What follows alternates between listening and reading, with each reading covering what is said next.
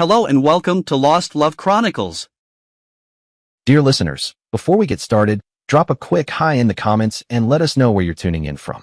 Also, if you have any suggestions for us to make the channel better, please let us know. Now let's start with the story. My name is Ben Collins, and I'm turning 70 this year. I won't pretend my life's been glamorous, far from it. For the past 40 years, I've worked as a private driver for Tom Bradley. Tom's not just my employer, he's my childhood best friend, a tech genius who made it big in New York. Meanwhile, I stayed in my lane, literally driving his Rolls-Royce, taking him to meetings, picking him up from airports, and sometimes just sitting quietly while he talked about his million-dollar deals. It wasn't an easy job, especially as the years went on. Long hours, cold mornings, traffic jams, but I never complained. I had a reason to keep going, something that made all the effort worth it: my son, Reed. Reed isn't my biological child. More than 30 years ago, my wife Mira and I adopted him from an orphanage in Brooklyn. I still remember the first time we saw him. He was a scrawny little boy, all bones and big round eyes, coughing so hard he could barely speak. Asthma, they told us. His birth parents had abandoned him, left him behind like a broken toy. No one wanted a sick child with medical needs. But Mira and I weren't like everyone else. "I see something in him, Ben," Mira whispered that day. "A spark. He just needs someone to love him." And she was right. We brought him home and raised him like he was our own. Through the long nights when he couldn't breathe, when we sat by his side praying for the wheezing to stop, we never gave up. I worked day and night, and Mira took sewing jobs just to scrape together enough for his inhalers and hospital bills. Our apartment in Queens was small, just a 2-bedroom walk-up with peeling paint and a leaky faucet. But to us, it was home. And I had dreams. I wanted more for Reed. I used to stare at the city skyline and think, one day, he'll have something better than this. We saved every penny. No vacations, no new clothes. Mira would say, "Reed's future is worth more than anything we could buy today." And she was right. Reed grew up strong.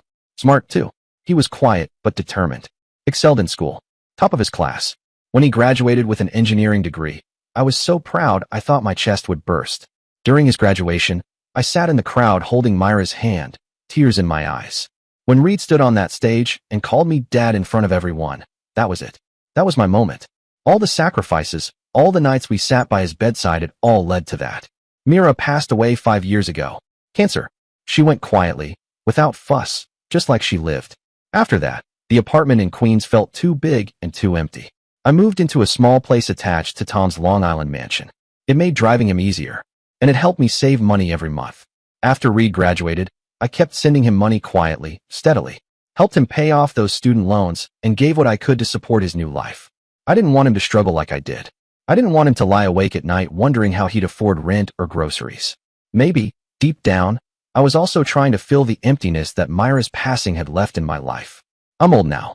My hair's turned white, my back's not what it used to be, but every morning I wake up because of Reed. He's the reason my heart still beats. He's the light I look for in my darkest days. I've never told him he was adopted. Never saw the need to. To me, Reed is my son, my flesh and blood, my everything. And I've done all I could to give him the life I never had. About 10 years ago, when Reed told us he was getting engaged to Erin, a smart girl, sharp with her words but clearly loved him, Mira and I made a decision. We wanted to give them something solid to begin their life with. Something permanent. Something that said, "We believe in you." So we bought them a house in New Jersey. Modest, 3 bedrooms, but it had a beautiful backyard, all green and open. Perfect for a family to grow. It wasn't cheap. We drained our savings. Took out a bank loan. Mira even sold her engagement ring. "I've had my time with it," she said, holding the ring one last time before handing it over to the jeweler. "Now it's time it builds someone else's future." I nodded. It's worth it. For Reed. We never regretted it. Not once. It was our gift to Reed, a foundation, a future. After they married and moved in, Mira and I kept working. We kept making loan payments. I kept sending whatever I could spare to support them. I didn't want them to feel the weight we'd carried all our lives. Every time I visited, I saw laughter in that house. Reed smiling, Erin humming in the kitchen. It warmed my heart. But sometimes I'd catch a look in Erin's eyes. A flicker, like I didn't belong. Like I was just the driver who dropped by too often. Once, she answered the door when I came over with some groceries. "Oh," she said, her voice clipped. "I thought you were delivering something for Tom." "No, just stopping by to see you both," I said, handing her the bag. "Brought that rice you like. And some of those apples Reed likes too." She took the bag, gave a thin smile, and stepped aside. "You can leave it in the kitchen." Maybe it was just my imagination. Maybe I was being sensitive. I told myself not to think too much about it. Don't ruin Reed's happiness. I kept telling myself. He's happy. That's all that matters. Then came the morning that changed everything. I was driving Tom into Manhattan, just like I'd done 1,000 times. We were on the FDR, the morning sun rising over the East River, when I suddenly felt a sharp pain in my chest. It hit me like a punch. My hands started trembling on the wheel. I tried to keep calm, keep the car straight, but I couldn't ignore it. Tom leaned forward from the back seat. Ben, you all right? You look pale. I forced a smile. Just tired, Tom. Didn't sleep much last night. But I knew it wasn't that. Later that day, I went to see the doctor. They ran a few tests, checked my heart. When he came back into the room, the doctor looked serious. Mr. Collins, he said, sitting down across from me. You have a heart condition. It's not severe yet, but you need to slow down. I shifted in my seat. Slow down how? You can't keep working like this, he said. Especially not driving. If you don't rest, if you don't take care of yourself, you could be in danger. I sat there in that small white-walled clinic, hands covering my face, the weight of everything pressing down on me like a cinder block on my chest. The news replayed in my mind again and again. Heart condition, slow down, you could be in danger. I wasn't afraid of dying. Not really. I'd lived a full life, worked every hour God gave me, sacrificed everything I had. But the idea of not being able to take care of Reed, that frightened me more than anything. I told Tom the truth that evening. He was in his home office, looking over some reports when I knocked on the open door. Tom, I said quietly. I saw the doctor. He looked up immediately, concern creasing his brow. What did they say? I stepped inside, hands in my pockets. Heart's not doing too well. They said I need to stop driving. Need to rest. Tom stood up from his chair. Ben, you need to retire. You've done more than enough. Let me take care of things now. I shook my head slowly. I can't, Tom. Retiring means no paycheck. No way to help Reed. I've got some savings, but it's not. Ben. His voice was firm now. Stop. Just stop. A few days later, he called me into his office again. It wasn't unusual, but something in the air felt different. He handed me an envelope, thick, sealed. What's this? I asked, puzzled. It's my gift to you, Tom said. Company stocks. Worth $3 million. I blinked at him, stunned. Tom, I can't. He raised a hand. Don't refuse it, Ben. You deserve this. You've stood by me for 40 years. Not just as a driver. As my friend. I looked down at the envelope, my hands trembling. $3 million. A number that had never once entered my imagination. Not for me. Not for someone like me. Tom, I can't accept. He stepped forward and put a hand on my shoulder. You can. And you will. I couldn't speak. My throat closed. It was the first time I had cried since Mira passed. I hugged him tightly, tears soaking into his shirt. That moment, that generosity, it meant everything to me. But I didn't tell anyone. Not Reed. Not Aaron. I kept it secret. I wasn't ready to explain or justify it. I just wanted to use that money to live simply. Maybe buy a little house near Reed, spend my remaining years surrounded by family. I dreamed of helping with the baby when it arrived, changing diapers, singing lullabies like Mira used to do. I imagined Sunday afternoons in the backyard, hearing my grandchild laugh, maybe finally feeling like I'd earned some peace. But dreams are fragile things. That day, I stood in front of the house in New Jersey. The house Mira and I had given everything for. The wind was chilly, and I clutched my old suitcase, just a few shirts, some photographs, and a small tin with Myra's sewing needles I still couldn't let go of. I knocked on the door, heart pounding in my chest. I hadn't told Reed I was coming. I just hoped. I believed he'd understand. He opened the door, standing there in a plain t-shirt, looking surprised. Dad. His voice wasn't angry, just distant. What are you doing here? There was no warmth in his tone. No embrace. No, it's good to see you. I took a deep breath, steadying myself. I've retired, Reed. My health isn't good. I want to stay here for a while, I told Reed, forcing a smile. To help you and Aaron with the baby. I stood there, holding my suitcase with both hands, waiting for something. A hug. A welcome. Even just a nod. But Reed didn't move. His brows furrowed as he looked at me. Wait a moment, he said, glancing over his shoulder. Let me talk to Aaron. And then he closed the door. Just like that. I stood on the porch, alone, the October wind cutting through my jacket like a blade. The chill settled in my bones, but it wasn't the cold that made me shiver. I heard voices inside, muffled, tense. Aaron's voice sharp, slicing through the walls like glass. No, Reed, absolutely not. He can't just show up like this. Reed's voice was softer. He's not asking to stay forever, Aaron. He just wants to help. More muffled words. Footsteps. The door creaked open again, but it wasn't Reed. It was Aaron. She stood tall, her pregnant belly stretching the fabric of her dress, arms crossed, hands on her hips. Her expression was frosty, polite only in the thinnest sense of the word. Dad, Ben, she said, making the distinction clear, we don't need help. The baby will have a professional nanny. You don't need to stay here. Her words hit like a slap. I tried to keep my voice steady. Aaron, I don't want to be a burden. I just want to be near family. To help however I can. She didn't even let me finish. Let's be honest, she said, her voice clipped, eyes hard. You're a driver, not a nanny. We need you to work. To earn money. To provide financial support. Staying here would just be an extra burden. I felt something twist inside me tight, sharp. Driver. Burden. The words cut deeper than she could ever know. I had given up everything for Reed, for this house. Worked through sickness, loss, grief. And now I was just a burden? I looked past her, searching for him. Reed. I called, my voice shaking. What do you think? He stepped forward slowly, standing just behind her, not meeting my eyes. His head lowered like a scolded boy. When he finally spoke, his words were quieter than hers, but heavier. Aaron's right, Dad. You retired too soon. Right now we need money more than your presence.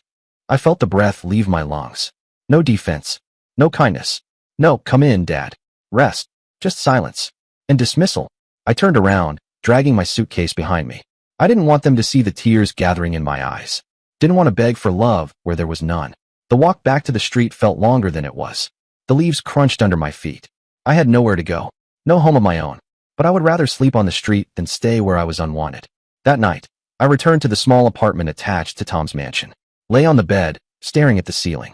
The image of Reed, his head bowed, his voice stripped of affection, haunted me. Had he changed? Or had I never really known him at all? A few days passed in silence, the kind that echoes louder than noise. Then a message came through my old phone. It wasn't an apology. It was a demand. Dad, find a job.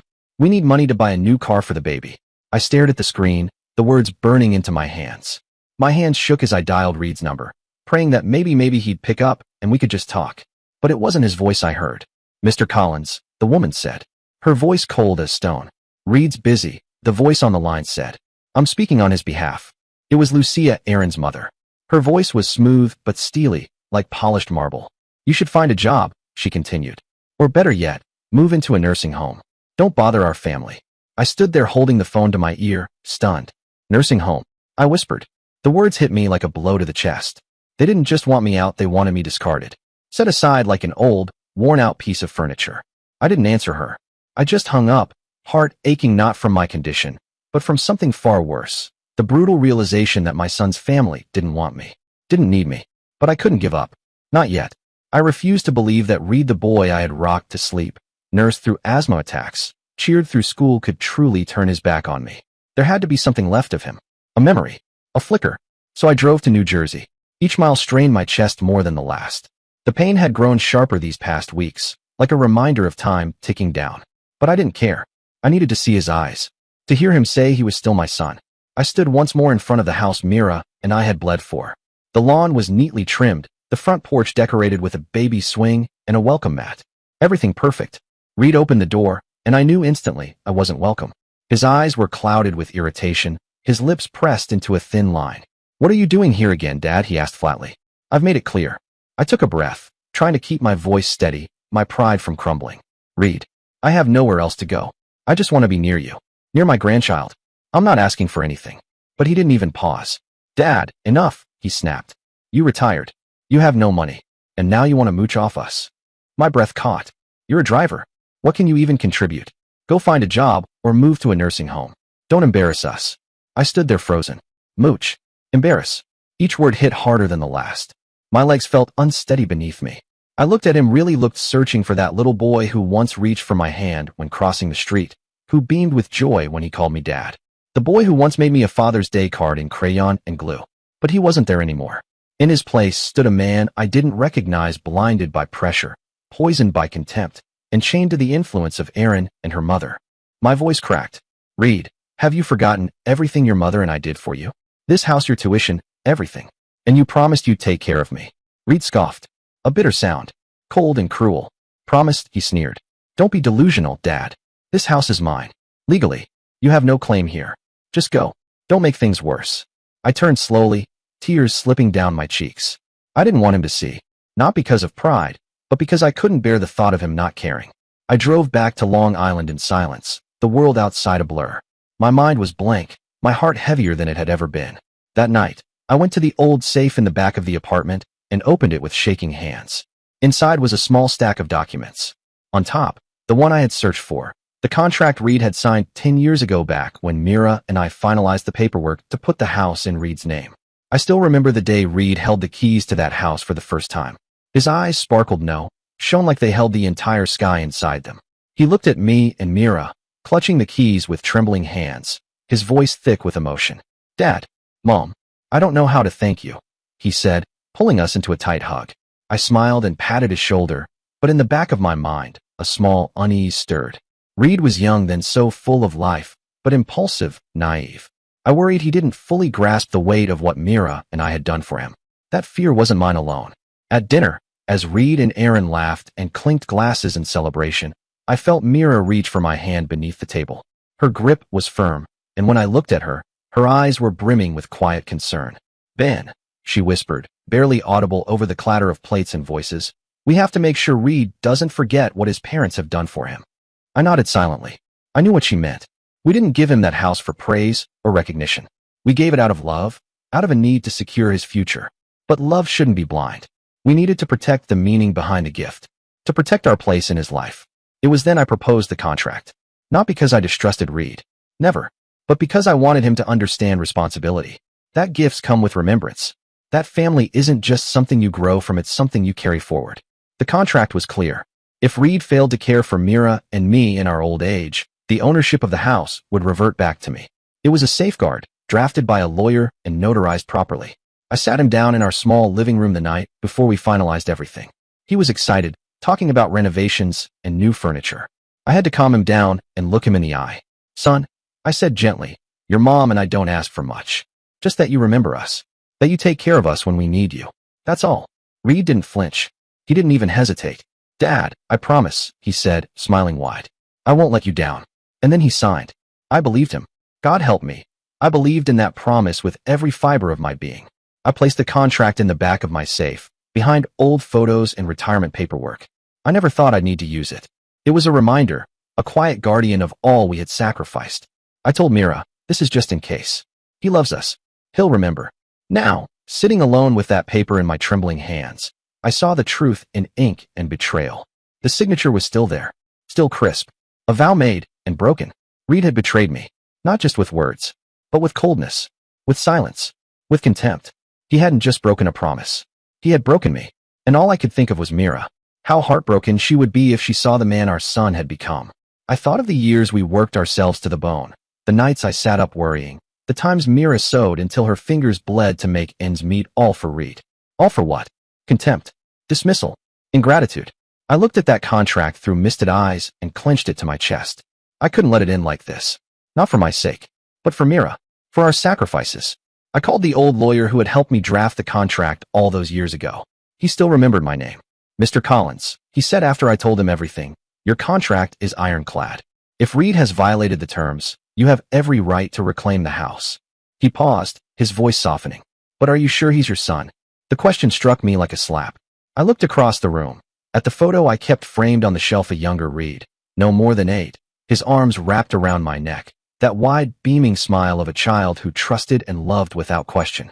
I remembered the weight of his little arms, the warmth of his breath against my cheek. "He was my son," I said quietly, my voice trembling. "Not anymore." It was the hardest sentence I'd ever spoken. I didn't want the house. That was never the point. But I couldn't walk away either. I had to do this not out of bitterness, but because I had to make Reed understand. Kindness is not something to be trampled on. Sacrifice is not weakness. I gathered everything: old bank statements proving the years of loan payments Mira and I had made, the messages from Aaron and Reed that dripped with coldness and dismissal, and even testimony from the neighbors who had seen me turned away at the doorstep, carrying my suitcase in the October wind. Every page I touched felt like a fresh wound. Every signature, a scar. But I pressed on. Not because I wanted revenge, but because I needed to protect the worth of my life, of Myra's life. Deep inside, the quiet pain remained. Reed wasn't just any child. He was my child. The child I chose. The boy I had held through sleepless nights, guided through mistakes, supported through college, and handed over a home with trembling hands and unconditional love. But now, he had chosen something else. He had chosen betrayal. And now he would face the consequences of his ingratitude. 2 weeks later, I stood inside a New Jersey courtroom, my hand clutching the old, yellowed contract. The pages had aged like me, creased, weathered, but still whole. The courtroom was packed. Every seat filled. The hum of murmurs buzzed around me, but I couldn't hear them. My eyes were fixed on one person, Reed. He sat across the room, shoulders hunched, eyes downcast. He wouldn't meet my gaze. Erin sat beside him, her lips pressed into a flat, grim line. And on the other side of her, sat Lucia, Erin's mother. Her power suit was impeccable, her posture rigid, her expression cold. She didn't just look like a shark, she was one of Manhattan's most feared attorneys. I'd heard of her, even before she was part of my life through marriage. She had won dozens of high-profile cases. Ruthless, brilliant, undefeated. I knew why the courtroom was full. People weren't there to see me. They were there to witness Lucia crush another opponent. To see her daughter's old father-in-law humiliated in court. But I wasn't afraid, because I had truth on my side. And I had Mira in my heart urging me to be strong. My lawyer, Mr. Holden, stood up, calm and collected. His voice carried the weight of truth, firm, clear, and unwavering. Your Honor, he began, Mr. Ben Collins sacrificed his entire life to buy the house in New Jersey for his son, Reed Collins. He required Reed to sign a contract pledging to care for his parents in their old age in exchange for ownership of the house. This contract was legally notarized. I looked down at my trembling hands, the lines on them deepened by decades of labor, as he continued. However, Reed has violated this commitment, refusing to care for his father, insulting and belittling him. We request that the court revoke Reed's ownership and return the house to Mr. Ben Collins. Then came the evidence. Mr. Holden presented it one by one. The contract, Reed's signature bold and unmistakable. The bank statements, proof of the loan payments Mira and I had scraped together for over a decade. I remembered every one of those payments. I remembered skipping meals, working weekends, Mira mending the same clothes year after year, just so we could pay on time. Then came the text messages. Reed calling me a freeloader, a burden, worthless. Each message was a lash. Every word burned into my heart like a brand. Then the neighbors' testimonies. Mr. Jenkins from across the street. Mrs. Tran from next door. And finally, Mrs. Susan Reed's neighbor. She stood, hands slightly trembling, but her voice was steady. Mr. Ben just wanted to help, she told the court. But Erin and Reed treated him like a stranger. I heard Reed call him a failure. It was shameful. Shameful. I dared to look at Reed. He couldn't meet my eyes. He stared down at the floor, his fingers clenched tight around the edge of his chair. I saw the movement in his jaw, the tension in his shoulders. But he said nothing. Erin leaned toward Lucia, whispering something. I couldn't hear the words, but I saw the flicker of panic on her face. Lucia's sharp features twitched. Her posture stiffened. For the first time since this trial began, I saw it. Doubt. She stood, voice polished and strong, like it had been rehearsed in front of a mirror. Your Honor, Lucia said, Mr. Collins is exploiting an outdated contract to strip his son of his rightful property. Reed has lived in this house for 10 years, renovated it, paid its taxes. Mr. Collins has no right to reclaim it over minor family disputes. Furthermore, as a driver, he lacks the financial means to maintain the property. His claim is unreasonable and driven by vengeance. Vengeance. My hands clenched on the seat. Minor disputes? That's what she called it. My son discarding me like an empty carton, leaving me on a cold porch with a suitcase, and that was a minor dispute? My face burned. I wanted to stand up, to shout at her, to tell the court how many nights I'd stayed up worrying about Reed's future, how Mira had stitched and mended clothes until her fingers blistered. Also, we could make one more payment toward that house. But Mr. Holden gently placed a hand on my shoulder. His eyes met mine. Let the court decide, Ben, he whispered. I swallowed the rage. The pain. The years. The trial stretched across 3 long days. It felt like a lifetime. Lucia threw everything she had, arguing that the contract was invalid, that I had gifted the house with no strings attached. She painted me as a bitter old man trying to snatch back what I'd given. But Mr. Holden never wavered. He countered each claim with calm, relentless precision. The contract's terms were crystal clear. The notary's stamp unmistakable. And Reed's behavior, his betrayal, was undeniable. Then came Mrs. Susan's testimony. That, I think, turned the tide. As she spoke, I watched Lucia. For the first time, her confidence cracked. She was losing control. She whispered sharply to Reed. He looked hollow. Erin tried to speak again, but Lucia shook her head, pressing her lips together. And in that moment, I knew. She was beginning to realize. She was losing. On the day of the verdict, I sat stiffly in that packed courtroom, my heart thudding so loudly I could barely hear the rustling papers or shifting bodies around me. The judge, an older woman with a firm but gentle demeanor, looked directly at me. Mr. Collins, she said, her voice calm, resolute. I see in you a father who sacrificed everything for his son. Your contract is clear, and the evidence is compelling. Reed Collins has violated his commitment to care for his father when he needed it most. She paused, the silence drawing tight around every breath in the room. The court hereby revokes Reed Collins's ownership of the house in New Jersey and transfers ownership to Mr. Ben Collins. Her gavel struck the wood with a sharp finality, and the sound echoed like thunder in my chest. The tension in the room shattered in an instant. I sat still, unable to move, tears spilling freely down my cheeks. It wasn't about the house. It had never really been about the bricks and walls. It was about Mira, about the life we built, about the worth of every sacrifice, every dollar, every sleepless night. I looked to Lucia. She stood frozen, the confidence she wore like armor now cracked. Her face pale, her hand clenched around her briefcase. Then I looked at Reed. He had buried his face in his hands. His shoulders trembled not from cold, but from the weight of something heavier than any courtroom ruling. Erin sat beside him, gripping his arm. But she didn't look at him with compassion or pain, only fury. Her eyes blazed with anger, as if blaming the world for what had unfolded. As I left the courtroom, I didn't look back. I heard Lucia's voice behind me, sharp and biting in the hallway. You made me look like a fool. A simple case, and I lost because you couldn't keep your mouth shut. I stepped into the sunlight outside, lifting my face to the sky. The air felt cleaner. I took a deep breath, deeper than I had in months. A sliver of peace crept in, but inside, the ache remained. Reed hadn't just lost the house. He had lost me. The house in New Jersey is mine again now, but I don't want to live there. It holds too many memories.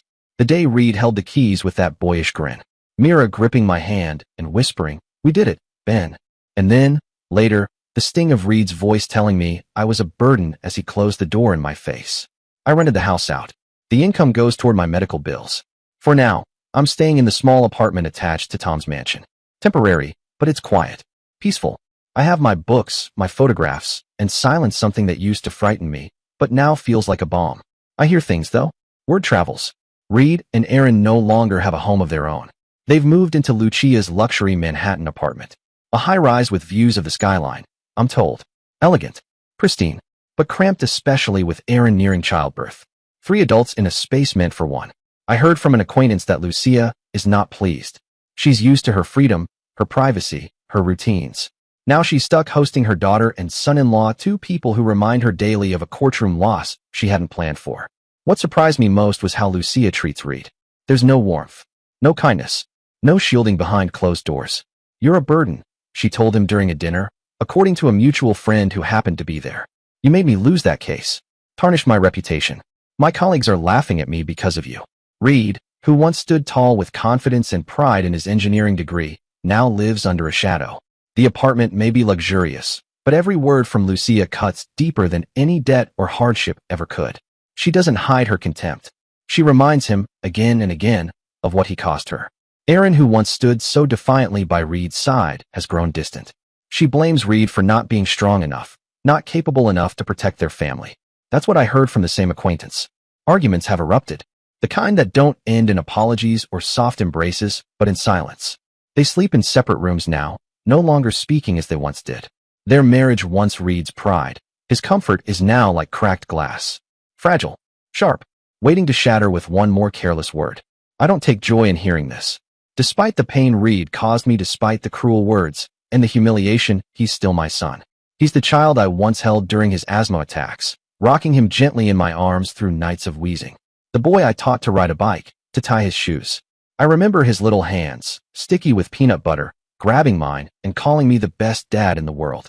Part of me still aches to call him. To say, "I forgive you, Reed." To offer a second chance. A bridge back to something better. But then I hear his voice again in my mind, sharp and dismissive. "You're a failure, Dad." I see Erin's cold stare. Lucia's haughty, smirking tone in court. And I know I can't go back. Not because I don't love Reed, but because, for once, I have to love myself. One evening, I sat quietly in Tom's apartment. The city lights cast a soft glow across the living room. I held an old photograph of Mira and me from our youth. We were sitting by a lake, her head resting on my shoulder, her smile radiant, her eyes bright like stars even in black and white. "Mira," I whispered, my voice barely more than breath. "What should I do?" In my heart, I imagined her taking my hand. The way she used to when we had to stretch $20 over a week. When the mortgage seemed impossible.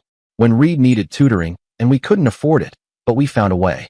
She'd look at me the way only she could and say, "Ben, you gave Reed everything. Now it's time to live for yourself." Tears spilled down my cheeks. She was right. Mira was always right. I made a decision that night, not out of vengeance, not even justice, but out of self-respect. I would not let the past chain me down. Reed and Aaron would face the consequences of their choices. Lucia, with her now tarnished reputation, would walk into boardrooms and feel the weight of skeptical glances from her peers. As for me, I'd move forward. 3 months after the lawsuit, I sold the stocks Tom had gifted me. The total came to just over $3 million. I used $1.5 million of it to buy a seaside villa in the Hamptons. It wasn't a mansion. It didn't have golden gates or chandeliers. But it was mine, and it was peaceful.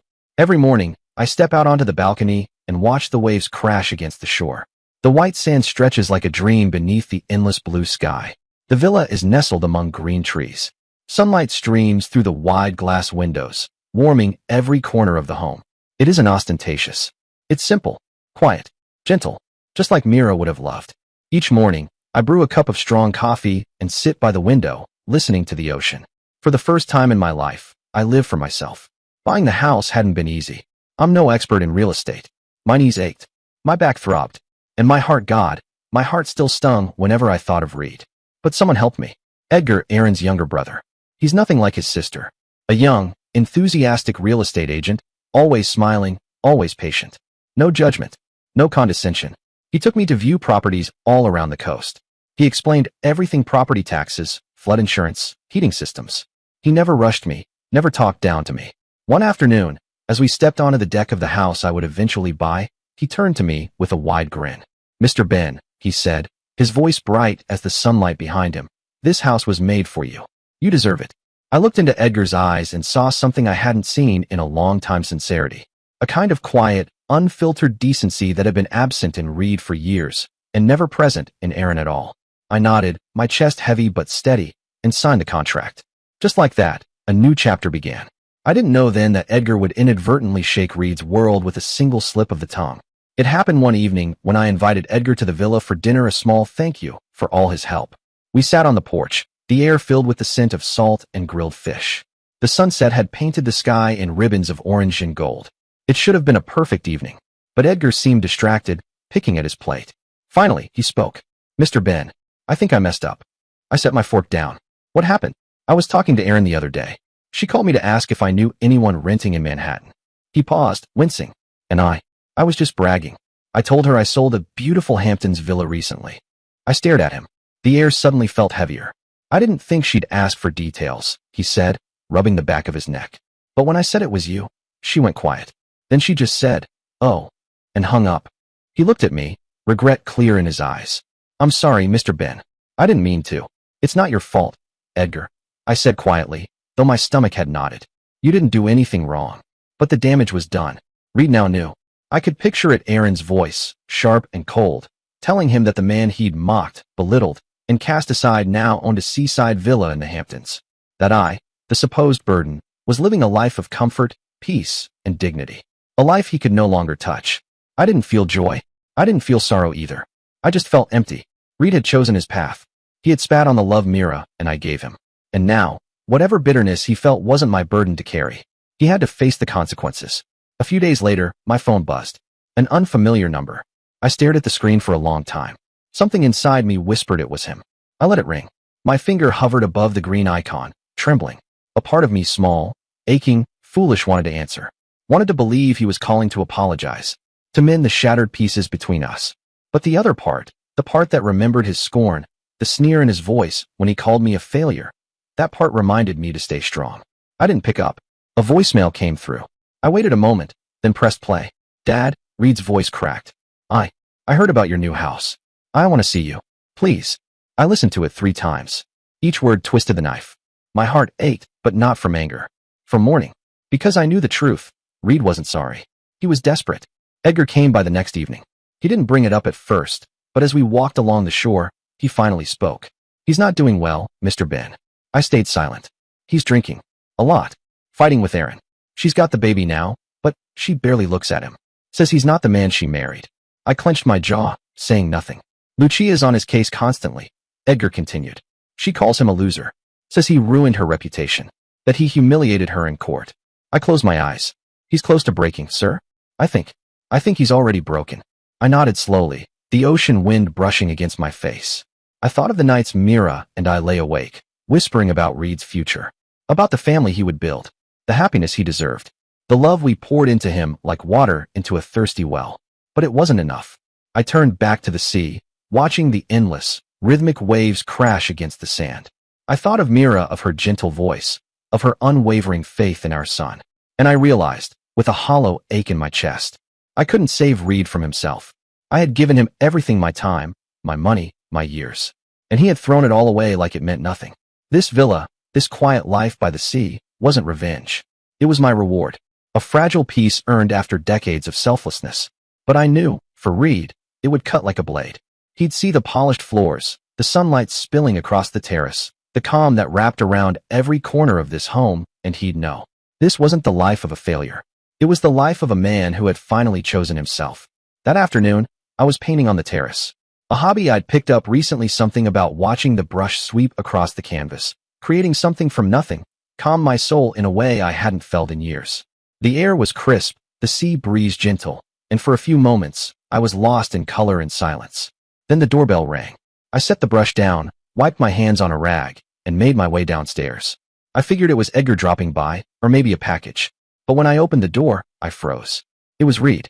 His hair was a mess, his eyes sunken with dark, sleepless circles.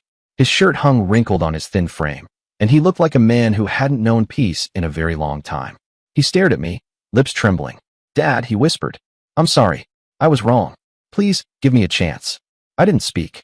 My hand gripped the doorknob, holding the frame like it was the only thing keeping me upright. For a flicker of a second, I saw the Reed I used to know, the small boy wheezing with asthma, reaching for my hand in the night. The boy who'd once clung to me like I was the safest place in the world. But just as quickly, the other image came back. The man who called me a freeloader. The one who let Aaron slam doors in my face. The one who stood by while Lucia shredded my dignity in court. "Reed," I said, and even I was surprised by the chill in my voice. "What do you want?" He stepped closer, and I could see his eyes were red, brimming. "I can't take it anymore, Dad," he said, almost choking on the words. "Lucia treats me like garbage. Aaron, she doesn't love me anymore. I've lost everything, the house, my family, my self-respect." He rubbed his eyes like a child trying to undo a nightmare. "I know I was wrong for treating you badly. Please, help me. Let me stay here, or give me some money. I promise I'll change." And there it was. Not love, not remorse, desperation. I looked at him, and my chest tightened. A part of me wanted to pull him in, to say, "It's okay. I'm still your father. I'll always take care of you." But the deeper part, the one still raw with betrayal, knew better. Knew this wasn't about rebuilding. It was about surviving. For him. I took a breath, stepped outside, and closed the door behind me. "Reed," I said, looking him dead in the eyes, "you had your chance. You promised to take care of me. But you chose to turn your back. Now you want me to save you. But I can't. Not because I don't love you, Reed, but because I finally have to love myself." He fell to his knees, clutching at my legs like a drowning man grabbing for the last piece of driftwood. "Dad," he sobbed, "I'm begging you. I have no one left." His hands trembled. His cries weren't theatrical, they were real. And still, I didn't move. I wanted to lift him up, to wipe away the tears like I did when he scraped his knees as a boy. But I didn't. I stood still. Tears rolled down my cheeks, tears for everything lost. I knew that if I gave in, if I brought him inside, I'd be surrendering again. Sacrificing again. Putting Reed above myself, above Myra's memory, above my own healing. And I couldn't do that anymore. Not after everything. I looked into his eyes. His face was streaked with grief, confusion, desperation. My voice shook, but I kept it firm. "Reed," I said, "there's something you need to know." He blinked up at me, confused. "You're not my biological son. Your mother and I, we adopted you. From an orphanage in Brooklyn. You were just a baby, sick with asthma, abandoned by your birth parents." I watched the color drain from his face. I'm adopted?" he whispered, barely able to get the words out. His body swayed like the truth had struck him in the chest. I nodded, slowly. "Yes. But to me, you were always my son. Always. I loved you as my own. I sacrificed my entire life to give you everything I could. But you betrayed that love. You may not owe me blood, Reed, but you owed me a promise. And you broke it." He stared at me, pale, mouth slightly open. A silence fell between us, heavy and final. I turned away, back into the house, and shut the door. I didn't look back. Outside, I heard him crying broken sobs muffled by the thick wood of the door. But I couldn't open it. Not because I hated him. No, I loved him. But I needed to protect my heart. That night, I sat on the balcony, the wind brisk against my face as I looked out at the Black Sea. I thought of Reed, the boy I'd held in my arms at the orphanage, frail and scared, and the man who let others drive me from my own home.